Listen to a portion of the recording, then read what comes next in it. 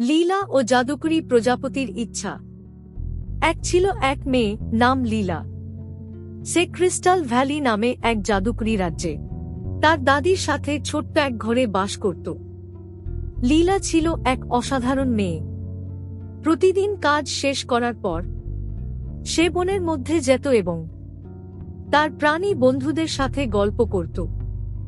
জ্ঞানী পুরনো পেঁচা থেকে শুরু করে দুষ্টু খরগোশদের সাথেও তার বন্ধুত্ব ছিল।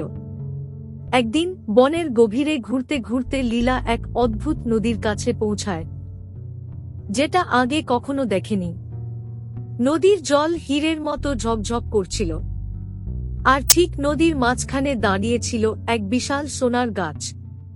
সেই গাছের ডালপালা গয়নার মতো দেখাচ্ছিল। পান্না, রুবি আর নীলা যেন পাতা হয়ে ঝুলছে। লীলা মুগ্ধ হয়ে চেয়ে রইল।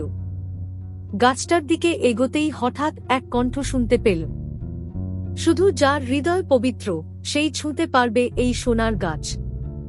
ভয়ে পিছন ফিরে তাকিয়ে লীলা দেখল নদীর ওপারে দাঁড়িয়ে আছে এক সুন্দর একশৃঙ্গ ঘোড়া।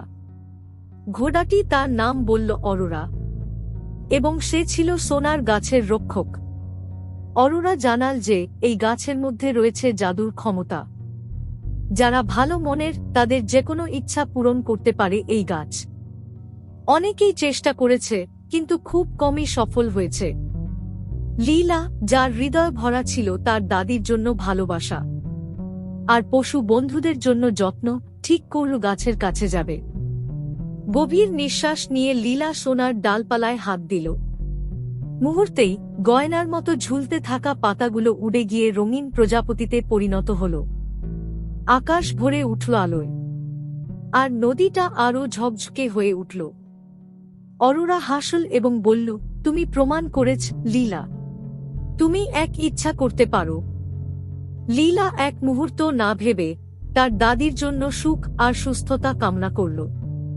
প্রজাপতিরা তার চারপাশে ঘুরে ঘুরে সেই ইচ্ছা পূরণ করল। সেই দিন থেকে লীলা আর তার দাদি সুখে আর শান্তিতে জীবন কাটালো, জাদুর ছোঁয়া নিয়ে।